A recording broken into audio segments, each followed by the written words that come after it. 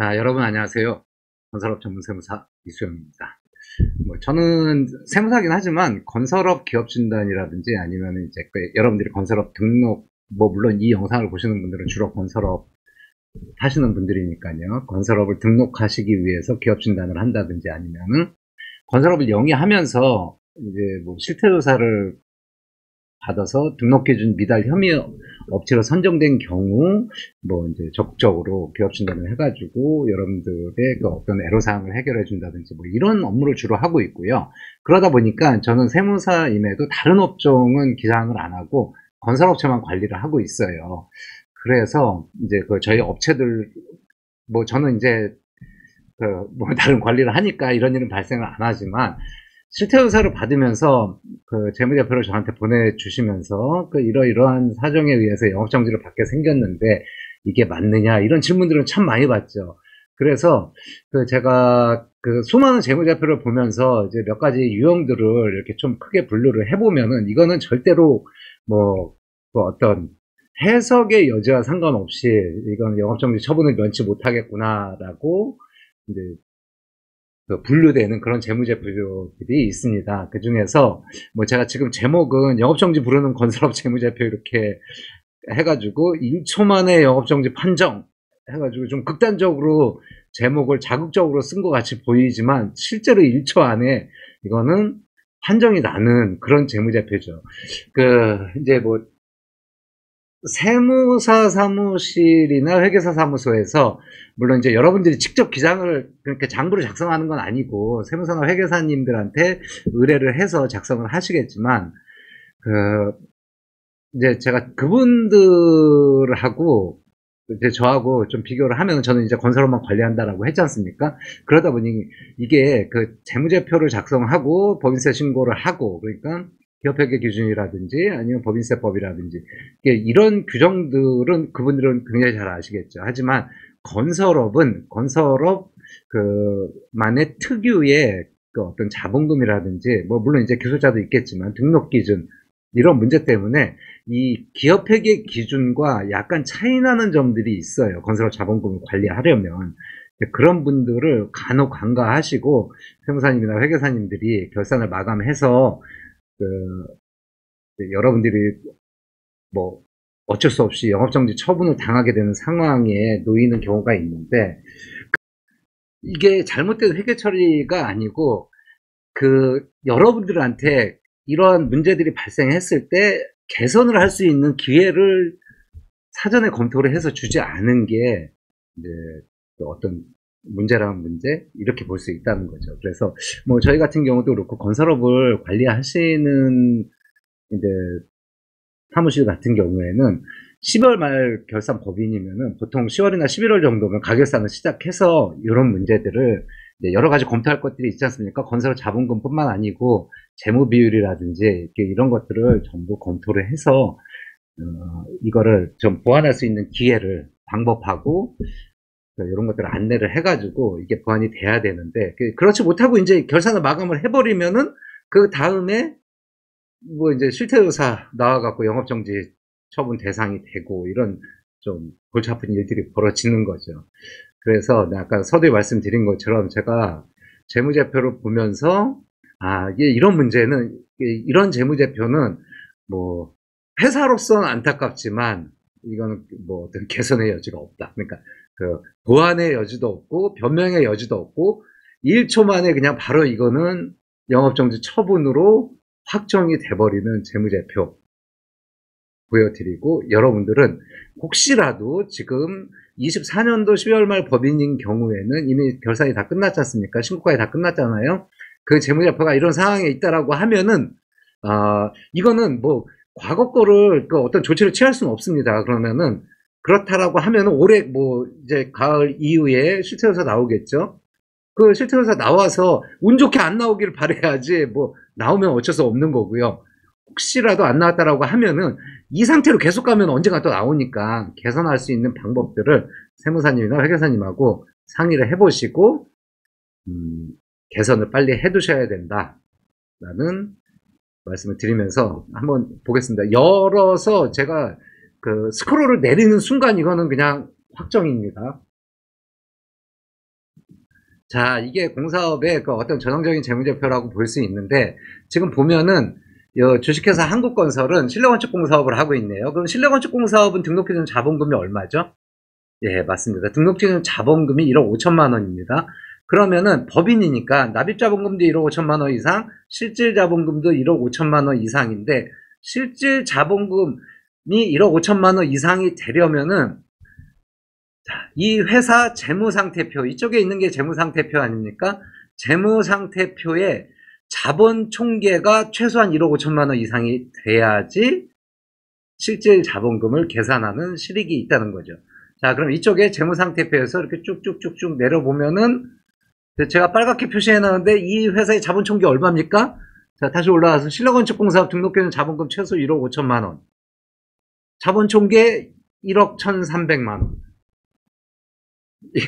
이 상태로 만약에 마감이 된 회사가 있다라고 하면은 이거는 걸리면 그냥 영업정지. 더 이상 볼 것도 없습니다. 변명의 여지도 없습니다. 이건 간혹 뭐 실내건축공사업을 겸업하면서 이제 그 실내건축공사업과 뭐 다른 어떤 자재 판매를 겸업하면서 나는 실내건축공사업, 공사업, 건설업 쪽에서는 실제로 뭐 이익이 나서 1억 5천만 원 이상이 자본금이 있는데 다른 쪽에서 다른 사업 부분에서 결손이 나서 자본 총계가 1억 5천만 원에 미달한다. 이런 변명 통하지 않습니다. 무조건 겸업을 하건 안 하건 이 자본 총계가 1억 1,300만 원이 되었기 때문에 1억 5천만 원 미만이 됐기 때문에 이 회사는 그냥 영업정지 처분 대상이 되는 겁니다. 자, 그래서 이 상태로 마감이 돼 있으면 사실 안 되는 거예요. 안 된다는 거는 제가 건설업을 모르는 세무사 입장에서 이렇게 말할 수 있어요. 여러분들 회사가 이렇게 만약에 제가 재무제표를 마감을 해놓고, 아니, 기업회계 기준하고 법인세법에 맞게 나는 재무제표를 작성하고 법인세 과세표준, 어떤 과세표준을 계산해서 법인세 신고를 해드렸는데 왜 그러십니까? 이렇게 말하는 거는 변명이 안 된다는 거죠. 왜 그러냐면 여러분들은 건설업자잖아요. 건설업자는, 자, 제가 아까 말씀드린 것처럼 회계 처리가 잘못됐다라는 게 아니고, 이 상황을 사전에 여러분들한테 말씀을 해드리고 보완할 수 있는 기회를 줬어야 된다는 거예요. 그러면은 이거를 보완하는 방법은 뭐 이제 몇 가지가 있는데, 그 몇 가지 중에서는 정상적인 방법도 있고 약간 편법도 있습니다. 그런데 이제 편법은 뭐 다음 편에서 요거 이제 그 연장선상에서 제가 다시 한번 또 기회가 되면 말씀을 드릴 텐데, 자, 정상적으로 이거를 해결할 수 있는 방법은 사실상 유상증자예요. 지금 이게 보면은 최소한 그냥 단순하게 계산하면은 한 3,700만 원 정도가 부족하지 않습니까? 물론 위에서 자산, 부실자산이라든지 이런 것들까지 고려하면 추가로 그 금액 이상이 나올 텐데, 어찌됐든 최소한 이게 1억 5천만 원 이상은 되도록 유상증자를 해야 돼요. 유상증자를 해서 자본 총계가 1억 5천만 원 이상이 돼야지 나중에 계정 과목들을 하나하나 평가하면서 부실자산인지 경업자산인지 따질 어떤 실익이 있다는 거죠. 자, 그래서 이게 왜 문제가 되는지를 제가 그림을 그려가면서 간단하게 설명을 드릴게요. 자, 여러분들 기업진단이라는 게 뭐냐면요. 자본금, 건설업 자본금, 건설업 자본금을 계산한다라고 하지 않습니까? 건설업 자본금. 이거를 여러분들이 계산하면 건설업 자본금 계산하는 거고요. 제가 진단자로서 계산을 하면 기업 진단한다라고 하는 거고요. 공무원이 실태조사에서 자본금을 계산하면 자본금 심사한다고 하는 거예요. 이게 여러분들이 계산하나 제가 계산하나 공무원이 계산하나 다 동일한 값이 나와야 되는 거죠. 그러면은 그 동일한 값이 나오기 위해서는 뭔가 기준이 있잖아요. 그게 기업진단 지침이고, 기업진단 지침을 보면은 제1조에 진단자가 진단을 함에 있어서 통일성과 객관성을 부여하기 위한 것이다 라고 해놓고, 건설업 관리 규정에 보면은 담당 공무원이 건설업 자본금 계산할 때 기업진단 지침을 준용해서 계산해라 이렇게 되어 있기 때문에 누가 계산해도 다 똑같아야 된다는 거죠. 그러면은 기업진단에서 건설업 자본금을 계산하는 거는 과연 기업회계 기준에 의한 재무상태표와 어떤 차이가 있느냐, 요거를 한번 제가 그림으로 간단하게 한번 그려보겠습니다. 이게 재무상태표인데, 재무상태표는 이렇게 구성이 되어 있어요. 그 재무제표 중에서 재무상태표, 자산과 부채와 자본에 관한 표입니다. 자, 왼쪽은 자산이고 오른쪽은 부채와 자본 요렇게 표시가 되고, 요거 왼쪽의 합과 오른쪽 부채 자본의 합은, 요 합은 항상 일치를 해야 된다. 요게 재무상태표. 여러분들 그 대차대조표라고 말하는 게 이겁니다. 자, 이거를 기업 진단 지침에 의해서 변형시키는 게 건설업 자본금 계산이거든요. 기업 진단하는 것도 역시 마찬가지고요. 그러면은 요거는 어떻게 계산이 되냐면은, 자, 이 회사의 자산 중에서 이거는 봐서 그 재무제표에 재무상태표에 자산으로 올라가 있지만 이건 보니까 실제하지도 않고 실제로 있지도 않고 허위 가공이고 전혀 건설업과 그 어떤 건설업에 투입될 가능성이 전혀 없다, 이런 것들이 부실자산이라는 게 있어요. 부실자산. 이 자산에서 이 회사의 BS 자산 요거에서 부실자산을 제거를 하는 거죠. 부실자산을.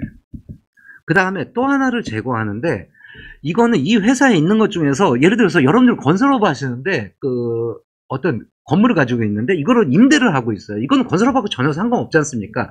자산의 실제성은 있어요. 자산은 자산인데 건설업과 전혀 관련 없는 거. 이런 것들을 대표적으로 그 지금 제가 말씀드린 임대용 부동산 같은 걸 겸업자산이라고 하거든요.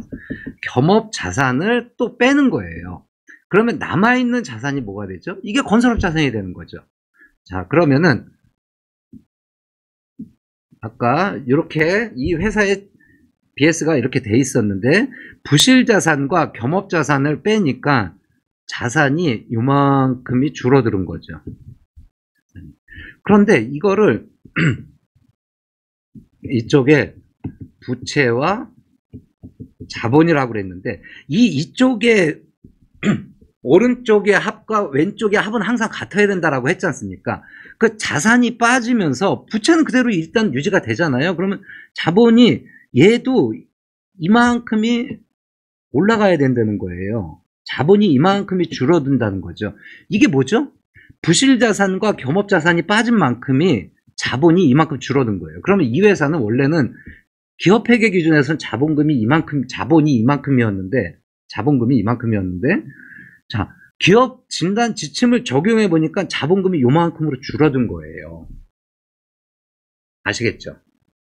그리고 부채도 역시 마찬가지로 이번에는 이게 회사의 BS 재무상태표에 있는 부채를 그대로 가져와서 이렇게 봤는데 보니까 장부 이 재무상태표에 빠져 있는 부채가 있다는 거죠.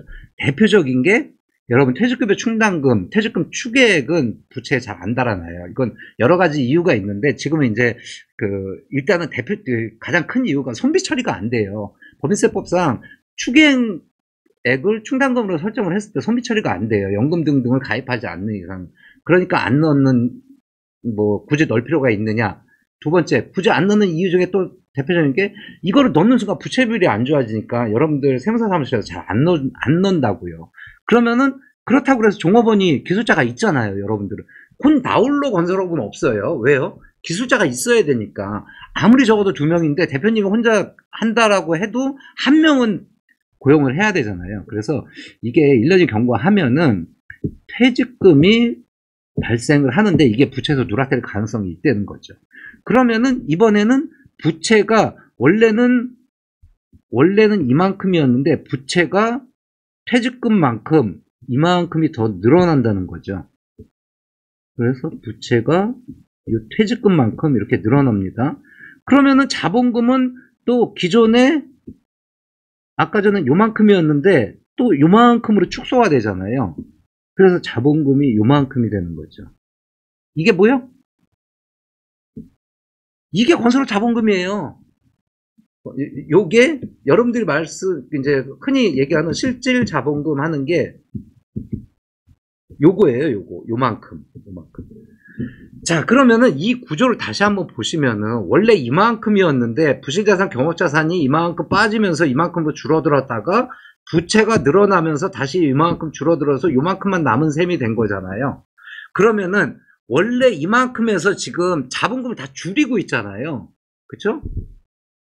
그러면은 이 금액이 지금 실내건축공사업 예를 들었는데 1억 5천만 원도 안 된다라고 하면은 다 줄이고 있는데 이걸 계산할 이유도 없잖아요. 그래서 아까 제가 말씀드린 이 재무상태표는 자, 실내건축공사업이니까 결론 말씀드리면 실내건축공사업 1억 5천만 원 이상 돼야 되는데 자, 자본총계가 1억 5천만 원에 미달하니까 이거는 1초 만에 영업정지 처분 대상이다. 확정질 수 있다는 거죠. 자, 이 회사가 건축공사업이면요. 자본총계가 3억 5천 이상 돼야 되고요. 만약에 여러분이 그 전문건설업 토공학, 집안조성 포장공사업하고 철근 콘크리트 공사업 두 개를 한다. 그럼 특례 적용받아서 등록해둔 자본금 2억 2,500만 원이면 자, 재무상태표의 자본총계 이 금액입니다. 다시 한번 말씀드려요. 이 자본총계 이 금액이 2억 2,500만 원 이상 돼야 되고요. 만약에 토철상 다 가지고 계시면은 3억 7,500이잖아요. 등록해준 자본금이. 그럼 저 자본총계가 최소한 3억 7,500이 돼야지 뭔가를 판단을 해볼 수 있고 계산을 해볼 수 있는 여지가 있는 재무제표다라고 결론을 말씀드리는 겁니다. 자, 여러분들 지금 한번 펴보세요. 24년도 12월 31일 얼마 전에 3월달에 끝난 법인세 신고서에 붙어있는 재무제표 세무사무실 다 받으셨잖아요. 지금처럼 등록기준 자본금보다 훨씬 많으면은 실태조사 때 뭔가 변명이라도 할 수 있지만 등록기준 자본금에 미달한다 그러면 여러분들 가슴 졸이고 사후 대책을 좀 준비를 하셔야 됩니다. 자, 앞으로 그 제 경험상 여러분들이 어떤 이렇게 좀 많이 실수하시는 부분들 계속 동영상으로 촬영을 해서 올려드릴 테니까 기대해 주시기 바라고 뭐 다 아시겠죠? 네, 댓글, 구독, 좋아요, 알람 설정 뭐 이렇게 합니까? 네, 이거 부탁드리겠습니다. 감사합니다.